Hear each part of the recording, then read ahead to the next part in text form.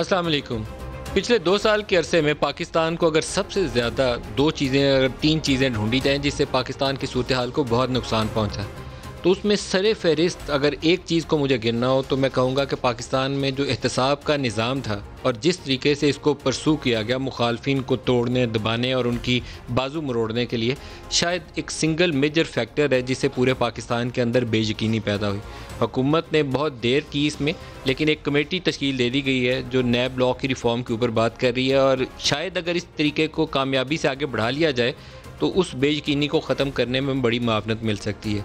दूसरे अगर 2 बड़े फैक्टर गिने जाएँ तो उसके अंदर एक इक़्तिसादी सूरत हाल है जिसको हुकूमत संभाल नहीं पाई, और हमने एक बहुत ही बड़े हाई रैंकिंग एक सियासी शख्सियत से पूछा, कल परसों ही उनसे बात हुई तो उनसे पूछा कि क्या ऐसी चीज़ होगी जो सूरत हाल को आइंदा आने वाले दिनों में इस्तेहकाम या बिगाड़ की तरफ ले जा सकती है। तो उनका कहना था कि टिपिंग पॉइंट इकॉनमी होगा, अगर इकॉनमी संभाल ली तो चीज़ें काबू में आ जाएंगी, ना संभाली तो और बेड़ा गर्क हो जाएगा और चीज़ें हाथ से बिल्कुल निकल जाएंगी। जैसे फवाद चौधरी ने कहा था कि 6 माह है, अगर ठीक कर लिया तो ठीक, नहीं तो फैसले कहीं और होंगे। तो उस चीज़ का अंदेशा तलवार सर के ऊपर लटक रही है। और थर्ड और लास्ट फैक्टर जो है उसके अंदर, वो पंजाब के अंदर पुअर गवर्नेंस और एक अनसर्टन इन्वायरमेंट है जहाँ लगता है कि इस्टेब्लिशमेंट बारहा वो कहती है कि हमारा सब्र का पैमाना लबरेज़ हो गया। 60% ऑफ पाकिस्तान उसकी ऐसी सूरत हाल है कि ये पता नहीं चलता कि फ़ैसला किसने करना है, क्या करना है, हतमी फ़ैसला कौन लेता है, लाहौर से होता है कि इस्लामाबाद से होता है, बंदा ट्रांसफ़र कैसे होता है, पोस्टिंग कैसे होती है, और कौन अपना इख्तियार सही तरीके से इस्तेमाल कर रहा है और कौन दूसरे की वजारतों के अंदर इंक्रोच कर रहा है। और वहाँ ग्रुप्स बने हुए हैं, काफ लीग इत्तेहादी जमात है, लेकिन छोटी जमात होने के बावजूद क्योंकि हुकूमत उनके सारे में खड़ी है तो परवेज़ लाई साहब तगड़े खड़े हैं, और जैसे ही उनके मफादात पर जद आती है तो फ़ौरन तौर पर आपको एक ललकार नज़र आती है, और वो सूरत हाल अभी भी मौजूद है। नैब से उनको भी डराने की कोशिश की गई, और बुज़दार साहब के मद्दे मुकाबल अगर कोई बंदा पंजाब असम्बली से लगता है कि कादावर शख्सियत है तो उसको भी नैब पकड़ती है। तो आज प्रोग्राम इन्हीं चीज़ों के इर्द गिर्द घूमेगा, और हमारे साथ मेहमान शख्सियात में जो आज शामिल हैं, अब्दुल अलीम खान सीनियर सूबाई वज़ीर हैं पंजाब से, पाकिस्तान तहरीक इंसाफ से। अलीम साहब खुश आमदीद। और प्रोग्राम में हमारे साथ शामिल होंगे शाहिद खाकान अब्बासी साहब, साबिक़ वज़ीर आज़म है पाकिस्तान के और नून लीग के सीनियर रहनुमा हैं। आपको खुश आमदीद अलीम साहब कहता हूँ प्रोग्राम में। पंजाब के हवाले से अक्सर कहा जाता है जी कि अलीम ख़ान जो है वज़ारत आला के उम्मीदवार हैं, और जब भी तब्दीली आई तो अलीम ख़ान ने वज़ीर आला बन जाना है। हमारा ख्याल है कि नैब ने आपको पहले काबू इसलिए किया था कि दबाओ एक बंदा तो अंदर दबो। ये जोड़े मुकाबले जो उत्ते परवेज़ साहब भी खड़े हैं, परवेज़ लाई साहब भी, अलीम साहब भी, तो तादाद घट करो जरा बंदियां दी। मलिक साहब, मैं तो आपको दोस्त समझ के आया था, तो आप तो मेरी पहली नौकरी के पीछे भी पड़ गए। तो अगर आप मेरी वजारत से खुश नहीं है तो मुझे पहले ही बता दें। लेकिन मजाक के अलावा मैं समझता हूँ कि जो वज़ीर आला का फ़ैसला, ये हमारे लीडर का फ़ैसला, और हमने अपने लीडर को उनके तमाम फ़ैसलों के साथ जो है वो कबूल किया हुआ। कड़वी गोली समझ के निकल लिया नहीं, देखिए, लीडर जो होते हैं उनके साथ आप हर तरह की बात, कम से कम मैं आपको ये बता सकता हूँ कि हमें कम से कम ये मैं आपको ईमानदारी से कहता हूँ कि 10 साल में मैंने जो भी चाहा कि मैं अपने दिल की बात अपने लीडर तक कह सकूँ, वो मैंने ज़रूर कही। आज आपकी प्राइम मिनिस्टर से मीटिंग की, आपने बताया कि पंजाब असम्बली के आधे से ज़्यादा अरकान कितने नाखुश हैं। देखें, बहुत सारी चीज़ें ऐसी हैं जो कि हम अपने लीडर को बताते हैं, और मैं आपको पूरी ईमानदारी से कहना चाहता हूं मलिक साहब कि मेरे दिल में जो भी बात होती है, जो मैं समझता हूं मेरी पार्टी के मफाद में है और मेरे लीडर के मफाद में है, वो मैं पूरी खोल के बयान करता हूं और हर तरह से करता हूं। उसमें कभी मैंने कोई कमी नहीं छोड़ी। मेरे ख़्याल में एक लीडर को एक ये भी एजाज़ हासिल है कि उन्होंने हमें इस तरह की आज़ादी दी है कि हम उनसे अपने दिल की बात कर सकें। बाकी फ़ैसले जो हैं वो लीडर के होते हैं। हमारा काम जो है उनको अपने मुताबिक जो हमारे ख्याल में बेहतर बनता है हम उन तक ज़रूर पहुँचाते हैं। लेकिन उसके बाद अगर उन्होंने फ़ैसला किया है और उस्मान बुज़दार साहब का किया है तो हम उनके साथ हैं, क्योंकि उनके फ़ैसले के मुताबिक अगर वो हमसे बेहतर हैं या बाकी जो हमारी असम्बली है उसमें सबसे बेहतरीन चॉइस हैं तो हम उनकी फ़ैसले के साथ। शहबाज शरीफ एक अच्छे मुंतज़िम के तौर पर जाने जाते थे। उनके ऊपर इल्ज़ाम ये था कि उन्होंने पॉपुलर जो मंसूबे हैं ना, मेट्रो बना दो, ऑरेंज लाइन बना दो, उसमें 500 अरब रुपया उन्होंने खपा दिया जो तालीमी इदारों पर बन सकता था, स्कूल हेल्थ सेंटर बन सकते थे। या उनके ऊपर इल्ज़ाम यह है कि उनके बच्चों ने ये हुंडी हवाला के ज़रिए पैसा कमाया, लेकिन उनकी शोहरत अच्छे मुंतज़िम की है कि उन्होंने लाहौर में तरक्की के लिए बहुत काम किया। आपका डेंगी आया था तो ही डिड वेरी वेल। वो क्वालिटीज़ आपको बुज़दार के अंदर नज़र नहीं आती, ना अच्छे मुंतज़िम की, ना ऐसे शो पीस प्रोजेक्ट की, ना कोई एक सिंगल ऐसा लैंडमार्क अचीवमेंट जो हमने कहें कि 2 साल में बुज़दार साहब ने ये अचीव की है। तो देयर इज़ टोटल मिसमैच। मेरे ख्याल में मलिक साहब जो पहले 2 साल होते हैं ना, इसमें बहुत सारी चीज़ें होती हैं जो कि आपको याद होगा कि जब नून लीग की हुकूमत थी तो उन्होंने जो जंगला बस थी वो भी अपने आखिरी साल में जब इमरान खान साहब का जलसा हुआ उसके बाद वो शुरू की थी। तो और पॉपुलर शो पीस प्रोजेक्ट है ना जी, आखिरी साल में उन्होंने उसको कंप्लीट किया था। वो 10 महीने में कंप्लीट तो कर दिया। जालमो ਤੁਹਾਡੇ ਕੋਲ तो BRT नहीं कंप्लीट होनी, इलेक्शन तो पहले ही शुरू की थी तुसी। देखिए मैं तो BRT के भी ख़िलाफ़ था अगर आप मुझसे पूछें, और मैं जंगला बस के भी ख़िलाफ़ था।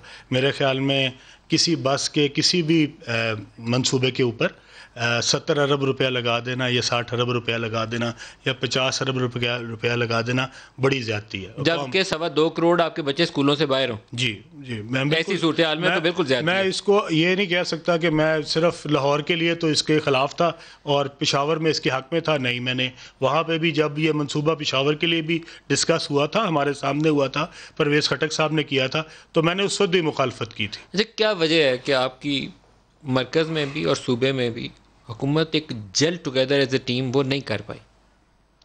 मैं नहीं ये समझता कि मलिक साहब इसमें कोई जेलिंग का कोई इशू है। मेरे ख्याल में चूँकि लीडर जो है वो ऐसा है जिसके ऊपर हम सारे जो हैं वो यक ज़बान है, तो अगर उनकी तरफ से कोई डायरेक्शन होती है, अब देखें, अब कप्तान होता है, उसने दिखाना है, देखना है कि कौन सा ओपनिंग बैट्समैन है, कौन सा 1 डाउन है, कौन सा 2 डाउन है। अगर कप्तान समझता है कि किसी को ओपनिंग बैट्समैन के तौर पे भेजना है, तो मेरे ख्याल में बाकी लोगों का उस पर एतराज़ जो है वो नहीं बनता। इमरान खान की ज़ात के ऊपर 2 सालों में ऐसा कोई चार्ज नहीं है कि इमरान खान ने अपनी ज़ात के लिए, अपनी अहलिया के लिए या बच्चों के लिए कुछ 4 अरब 10 अरब 20 अरब रुपया यहाँ से कुछ स्विस अकाउंट में डाल दिया। ये उसके ऊपर इल्ज़ाम नहीं है। प्रॉब्लम क्या है, आपने शुगर के ऊपर नोटिस लिया, शुगर में क्राइसिस पैदा हो गया। आपने आटे वीट पे नोटिस लिया, क्राइसिस पैदा हो गया। अद्वियात के ऊपर आपके वज़ीर के ऊपर इल्ज़ाम आ गया, कीमतें 2 गुना हो गई। पेट्रोल के ऊपर कीमतें 40 रुपये कम की, मार्केट में ब्लैक में बिकने लग गया। There is a serious failure of governance, और ये निज़ाम हुकूमत देना आपकी इंटायर टीम की रिस्पॉन्सिबिलिटी। आपने ओपनिंग बैट्समैन 3-4 दफ़ा लफ्ज़ इस्तेमाल किया। असद उमर ने अपने लिए इस्तेमाल किया था। He was the first one जो 0 पे या डक पे कह लें कि आउट हो गए। देखें, बहुत सारी चीज़ें हैं जिसको हमें मानना चाहिए कि हमसे गलत भी हुई हैं और हमसे कोताहियाँ भी हुई हैं, हमसे कमियाँ भी रह गई हैं, और हमने उससे मेरे ख्याल में सीखा भी है और सीखना चाह भी रहे हैं।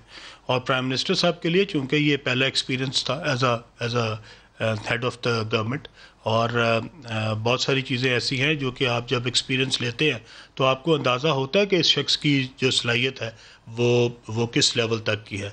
उससे पहले जो होता है, हो सकता है उनको मेरे बारे में, मेरी सलाहियत के बारे में, जब वो 2018 से पहले वाला अलीम खान जो था वो डिफरेंट लगता हो, लेकिन शायद 2018 के बाद से 2020 के बाद वो मेरे बारे में डिफरेंट राय कायम करें।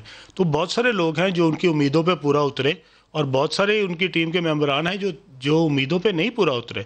तो मैं आपकी बात से एग्री करता हूं कि बहुत सारी चीज़ें ऐसी हैं जिसमें अभी भी हमें तब्दीली की ज़रूरत है, हमें टीम में बेहतरी की ज़रूरत है, और मेरे ख्याल में हमारे लीडर जो हैं वो इसके ऊपर नज़र रखे हुए हैं और तब्दीलियाँ आएंगी। मैं आपको ये बात ज़रूर बताता हूँ कि ये नहीं होगा कि तब्दीली नहीं आएगी, तब्दीली आएगी। जहाँ भी कमी होगी तब्दीली ज़रूर आएगी। सर, लेकिन वो लग्जरी ऑफ टाइम हर गुजरते वाले दिन के पास आपके लिए कम होती जा रही है। 2 years is a good enough time. 90 की दहाई को याद कर लीजिए, आपकी हुकूमत बहुत ज़्यादा मामलात में 90 की दहाई से मुझे मिलती नज़र आती है, जब अपोनेंट्स को पकड़ के तो वो बंदे तोड़ने या वो सैफुर रहमान के तसाफ़ के ज़रिए उनकी आर्म ट्विस्टिंग करने के लिए, तो बिल्कुल वही आपका मॉडल है, उससे मुख्तलिफ नहीं है। तो उस वक्त लग्जरी ऑफ टाइम अवेलेबल नहीं थी उस वक्त। मैं आपकी एक बात से तो एग्री करता हूँ कि ठीक है, इसमें 2 साल हमारे गुजर गए हैं और हमें इसके ऊपर जल्दी करनी चाहिए, तेज़ी करनी चाहिए, that I agree with you. लेकिन आर्म ट्विस्टिंग नहीं है मलिक साहब। अगर आप उन सारे लोगों को जिन लोगों ने PTI में शमूलियत का ऐलान किया है और आप जिनकी तरफ इशारा कर रहे हैं, अगर आप उनको देखें, उनमें से किसी के ख़िलाफ़ कोई मुकदमा, कोई पर्चा, कोई किसी किस्म की कोई चीज़ नहीं है। सो इसलिए आप सिर्फ इस बात के ऊपर मैं आपसे इख्तलाफ करूंगा कि आर्म ट्विस्टिंग कहीं नहीं है। सो किसी बंदे को हमने पकड़ के अंदर नहीं दिया कि जिसको हमने नून से PTI में शामिल करवा लिया। अगर वो बंदे जो बतौर MP हमारे साथ आए हैं, उनमें से आप किसी के ऊपर देख लें, कोई एक छोटा सा भी मुकदमा उनके ऊपर नहीं है, किसी के ऊपर भी नहीं है। सर, आर्म ट्विस्टिंग नहीं है। माजरत के साथ एक सख्त लफ्ज़ है, जिसे मैं कहता हूँ रेवड़ है एक, जो 2002 में मुशर्रफ के साथ था, 8 में जरदारी के साथ था, 13 में नून लीग के साथ था, 18 में वो आपके साथ है, और उसको हाँकती हमारी इस्टेब्लिशमेंट है। और उसके साथ कुछ हेल्पिंग हैंड्स आ जाते हैं। आपके केस में वो हेल्पिंग हैंड जहांगीर तरीन थे, नून लीग के केस में वो शायद इसाकदार होंगे या शहबाज शरीफ मेरे ख्याल होंगे, क्योंकि ये माली मामलात की लेन देन में वो ज़्यादा एक्सपर्ट शहबाज साहब हैं। तो इसी तरह पीपल्स पार्टी में भी कोई होंगे 3-4 बंदे जो ये काम करते होंगे। तो वो रेवड़ आपके पास भी है, लेकिन अपोनेंट्स को तोड़ने के लिए आपने नैब को इस्तेमाल किया। ऊपर से नीचे तक पूरी फहरिस्त गिन लें, कोई बंदा बच गया हो जिसकी आपने। अच्छा, लेकिन आप ये देखें कि वो तो इस्तेमाल तो पता नहीं किसने किया किसका, लेकिन मैं आपको तो ये कहना चाह रहा हूँ कि जो बंदे शामिल हुए, जो नैब ने जिनके खिलाफ PMLN के बड़े लीडर्स के खिलाफ जिनके खिलाफ मुकदमात हुए, उनमें से कोई PTI में तो शामिल नहीं हो गया, या हमने किसी को शामिल करने की कोशिश तो नहीं की। जिनके खिलाफ मुकदमे एक्चुअल हुए हैं उनमें से तो कोई PTI में नहीं आया। जो PTI में आए हैं उनके खिलाफ मैं आपसे जिस तरह पहले गुजारिश की है, उनमें से किसी के खिलाफ कोई मुकदमा नहीं, ना नैब का ना इसके अलावा किसी और की। सर ये तो आप सहूलतकारी कर रहे हैं ना, उनकी सहूलत दी हुई है आपने। तुसी साढ़े नाल आ गए हो तो नैब ने अखा बंद कर ली है ना, आंदे तो नैब उनके लिए तैयार होती। मलिक साहब, लेकिन जिसको पकड़ा था नैब ने, उसका बना कुछ नहीं है आपसे। आपने कोशिश की, बंदा लंदन पहुंच गया, आपने कोशिश की शहबाज शरीफ की ज़मानत कैंसिल करवाने की, आप नहीं करवा सके। तो there is a system which is more powerful than the wishes of your government. नहीं, नैब देखें, जो आप ये तो नहीं कह सकते, मैं तो खुद फैक्ट्री हूँ, इसलिए आप ये तो नहीं आपको पकड़ा उसी वक्त गया था सर, जब आपको वजारत आला के उम्मीदवारों की रेस से बाहर करना था। बुरा ना मानिएगा, आपको उस वक्त ज़रूरत थी कि दबा के उम्मीदवारों की फहरिस्त से एक बंदे को कम किया जाए। परवेज़ लाई को वजारतों शारतों पर राज़ी करके कि 5-7 बंदे ने उधर राज़ी कर लो, तो आपको उस लिस्ट से रिमूव किया गया था। नहीं, मैं आप खुशी से मानने या ना मानने, एक्चुअल रियलिटी यही है। नहीं मलिक साहब, मेरी गुजारिश सिर्फ ये थी कि देखें, जो भी लोग PTI में हैं उनमें से भी लोगों के खिलाफ नैब ने मुकदमात बनाए हैं। उनमें सिर्फ मैं नहीं हूँ, मेरे अलावा भी बहुत सारे लोग हैं जिनके खिलाफ मुकदमा बना। क्या बना उनका? जो भी बना, कुछ नहीं ना बना सर, ताड़ा भी कुछ नहीं बनया, उन्होंने भी कुछ नहीं बनया, किसी का भी नहीं बनया। पीपल्स पार्टी चू, लेकिन ये इसका मतलब ये तो नहीं कि वो इसलिए नहीं बना क्योंकि मैं PTI में था। वो तो मेरे ख्याल में जो नैब ने बेहतर समझा, उन्होंने उस हिसाब से आप अपनी जमात को कितना टाइम देते हैं ये रिफॉर्म करने के लिए या अच्छा निज़ाम हुकूमत देने के लिए? मेरे ख्याल में 2 साल बहुत टाइम होता है पिछली हुकूमत पर डालने के लिए। वो चोर डाकू सन, लुट गए सन, भाई वो हारे इसीलिए कि चोर डाकू थे, लोगों ने उनको रिजेक्ट कर दिया। मलिक साहब, हमारा एक मोटो था, हमारा एक लोगों से वादा था कि हम वाकई चोरों को, लुटेरों को पकड़ेंगे, हम वाकई उनका एहतसाब करेंगे। तो हम उससे पीछे तो नहीं हट सकते, हमें वो करना तो है ट्रांसपेरेंटली, अपनी ख्वाहिशात से नहीं। ट्रांसलेट तो यही हो सकता है ना कि एक प्रोसेस के अंदर अगर कोई कमी है तो वो हमारी जो विल है उसके ऊपर तो आप सवाल ना उठाएं कि वो विल की वजह से नहीं हो रहा। अगर उसके प्रोसीजर में कोई कमी है और उसके तरीक़ाकार में कोई कमी है, या उसके जो आपका सिस्टम है, जो जुडिशल सिस्टम है, अगर उसमें कोई कमी है तो हो सकता है उसकी वजह से डिले भी हुई है, उसकी वजह से हम शायद उतनी एफिशिएंटली जो रिज़ल्ट आने चाहिए वो नहीं पेश कर सके। That I agree. लेकिन इसमें हमारे लीडर की विल में या उनकी कमिटमेंट में कोई कमी नहीं है। वो आज भी उसी तरह जिस तरह 2018 से पहले वो अपने इस नारे के साथ थे कि एहतसाब होना चाहिए, सबका होना चाहिए, बिला खौफ ख़तर होना चाहिए और सबके लिए यकसा होना चाहिए, वो आज भी उस पर खड़े हैं। सर उनकी विल और कमिटमेंट तो अपोजिशन सारी को अंदर करने की है, लेकिन उनसे अंदर किया नहीं जा रहा। अगर अंदर कर सकते तो नवाज शरीफ भी अंदर होता, शहबाज शरीफ भी अंदर होता, जरदारी भी अंदर होता, फरियाल तालपुर भी अंदर होती, लेकिन वो सारे बाहर आए। मैंने इसीलिए कहा कि system is more powerful then your wishes.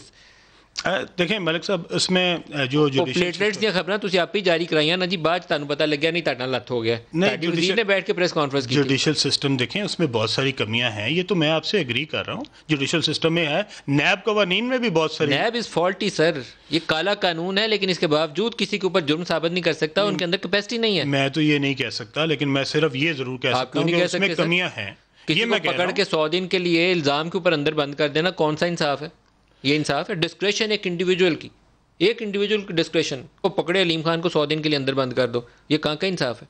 देखें, जो मेरा पॉइंट है वो ये है कि इसमें भी कमियां हैं, जिस तरह बाकी जुडिशल सिस्टम में है। बहुत सारी चीज़ों की रिफॉर्म्स होनी चाहिए, बहुत सारे सिस्टम में सुकम है जिनको हमें ठीक करना चाहिए। ये मैं आपसे एग्री करता हूँ। सर आज आप नैब को चैलेंज नहीं करेंगे, उसको रिफॉर्म नहीं करेंगे, उसको ठीक नहीं करेंगे, तो कल सारे आप उसका खुद विक्टिम बनेंगे। जी, मैं तो इस बात से एग्री करता हूँ कि जिन्होंने नैब बनाया था और जिन्होंने इस तरह के कानून बनाए थे, आज वही हैं दोनों साइड पे जो कि उसके खिलाफ बातें कर रहे हैं। सर नहीं, नैब मुशर्रफ ने बनाई थी, नैब नवाज शरीफ या पीपल्स पार्टी ने नहीं, नहीं इनके पास अपॉर्चुनिटी थी रिफॉर्म करने की। इसके बाद इसमें तो ये अमेंडमेंट कर सकते थे, इसको खत्म भी कर सकते थे। सर जी ਤੁਹਾਡੇ ਕੋਲ ਵੀ 2 ਸਾਲ ਦਾ ਵਕਤ ਹੈ, ਤੁਸੀਂ ਨਹੀਂ ਕੀਤੀ, ਕੱਲ ਇਹ ਤੁਹਾਡੇ ਖਿਲਾਫ ਇਸਤੇਮਾਲ ਹੋਣੀ ਹੈ ਅਗਰ ਹਾਲੇ ਵੀ ਨਾ ਕੀਤੀ ਤੇ।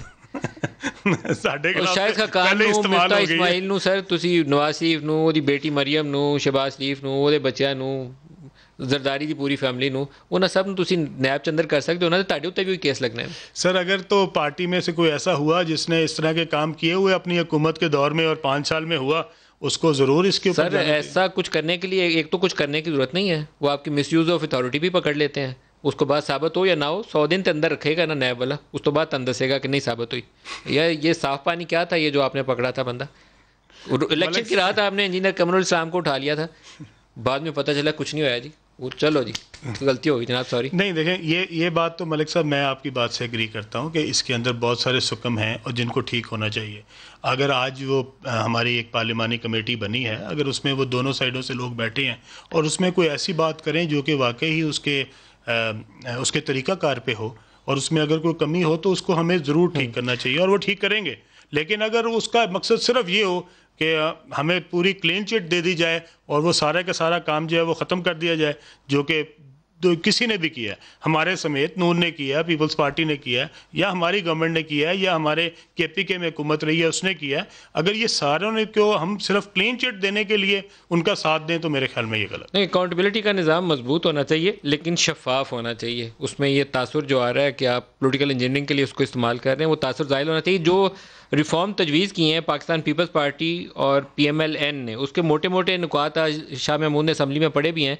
एक तो वो कहते हैं कि एहतसाब का आगाज़ 16 नवंबर 99 से हो, ये ज़रा मोटी मोटी दिखा भी दें जी नुकात, 16 नवंबर 99 से उन्होंने कहा आगाज़ हो, तहकीकात के दौरान मंकूला या गैर मंकूला जायदाद जब्त न की जाए, एहतसाब अदालत मुतासरा शख्स को नोटिस भेजे या सुने बगैर कोई ऑर्डर जारी न करे, पब्लिक ऑफिस होल्डर की नाहली की सज़ा 10 की बजाय 5 साल की जाए, जो उनकी नाहली है उसको 5 साल तक कर दिया जाए, नैब सिर्फ एक रेफरेंस भेजे जिसके बाद कोई ज़िमनी रेफरेंस तैयार न किया जाए, नैब को किसी नामालूम शिकायत पर कार्रवाई का इख्तियार न हो, नैब 1 अरब से कम करप्शन के इल्ज़ाम पर कार्रवाई न करे, नैब को भी तहकीकात 6 माह के अंदर मुकम्मल करे, नैब कोई भी तहकीकात 6 माह के अंदर मुकम्मल करे, मुलज़म को इल्ज़ाम के बारे में मुकम्मल आगाही फ्राहम की जाए और उसे दिफा का हक दिया जाए। इसके अलावा चेयरमैन नैब के ऑफिस की जो टर्म है उसके ऊपर भी तजवीज़ है। इसके अलावा वो फैसले जो कैबिनेट के अंदर, एक्नेक के अंदर या इस तरह ECC इजलास के अंदर किए जाते हैं उसको भी नैब के परव्यू से निकालने की तजवीज़ मौजूद है।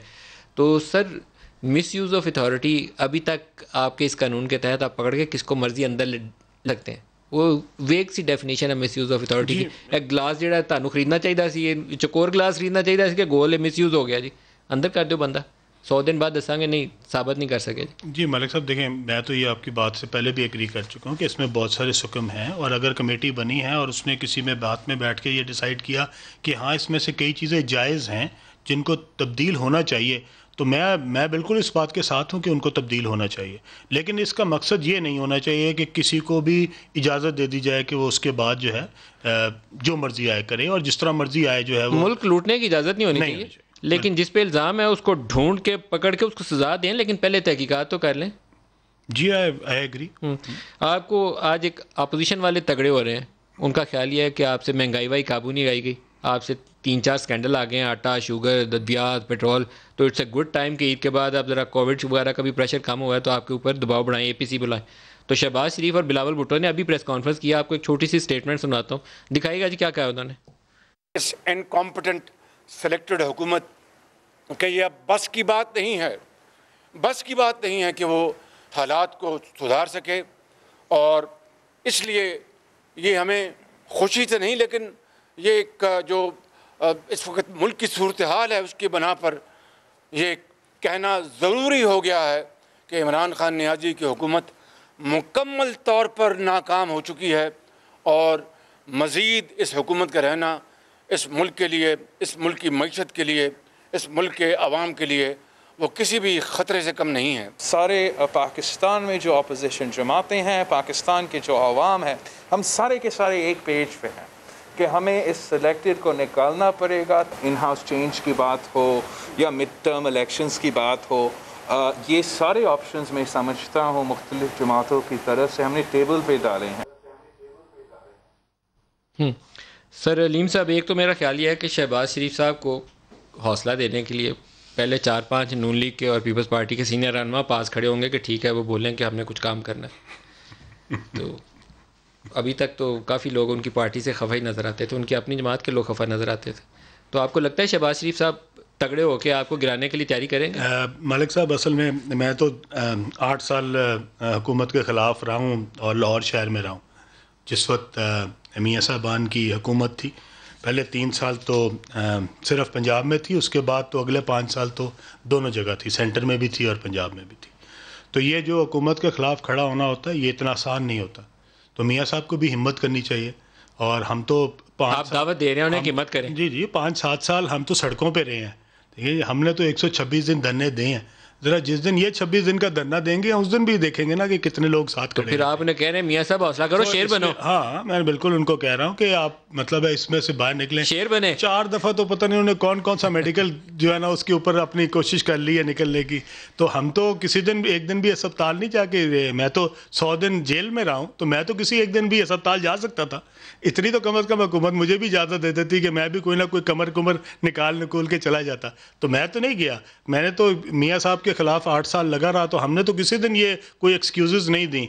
तो आजकल हमने गर्मियों में भी एहतजाज किए हैं, बारिशों में भी किए हैं। तो ये भी हिम्मत करें, अगर कौम इनके साथ है तो पता लग जाएगा। ज़रा सड़क पर निकल के तो देखें, इतना आसान नहीं है जितना ये समझते हैं। और लोग जो हैं वो इनके या तो होना कि 2 साल पहले इतने कोई शहद और दूध की नहरें बह रही थी कि वो जनाब हमने सारी बंद कर दिए जाके, ये वहीं पे थे। आज जब आप वो बड़े बड़े बूट याद करें जो बरसात के मौसम में निकलते होते थे, तो वो हर दफ़ा बड़े बड़े बूट पहन के तो वो लक्ष्मी चौक खड़े हो जाते थे। अब वो लक्ष्मी चौक के अंदर हर साल जो बूट पहन के आप खड़े हो जाते हैं, तो लक्ष्मी चौक को ठीक क्यों नहीं कराते? उसका पानी दूर ही क्यों नहीं करवा देते? हर साल ही उनके 10 साल की आप तस्वीरें निकालें और हर 10 साल में आपको हर साल वो लक्ष्मी चौक में बड़े बूटों के साथ नजर आए। सर वो साल बाद बूटों को साफ करके पहनते थे, लेकिन ये दुआ मांगिए कि कहीं बुलदार साहब को बूट की बजाय बोट की जरूरत ना पड़ जाए। इस दफा बारिशें भी ज्यादा हो रही हैं।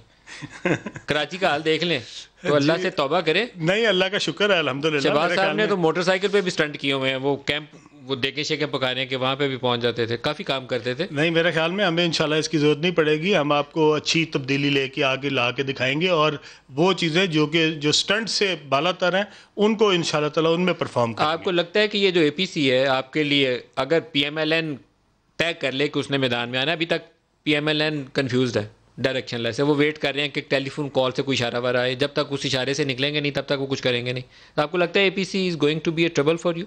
नहीं जी, कोई ट्रबल नहीं। मैं तो आपको पहले बताया ये इतना आसान नहीं है। आपको अपना भी जो है ना वो दामन देखना चाहिए, उसके मुताबिक फ़ैसले करने चाहिए। आपको याद होगा एक पहले भी धरना यहाँ पे ऑर्गेनाइज़ हुआ था और उसमें मौलाना साहब आए थे और उन्होंने वहाँ पे काफ़ी दिन इकट्ठे लोगों को किया था। तो उसका जो हाल हुआ था, फिर जो हशर हुआ था, वो आपने देख ही लिया था।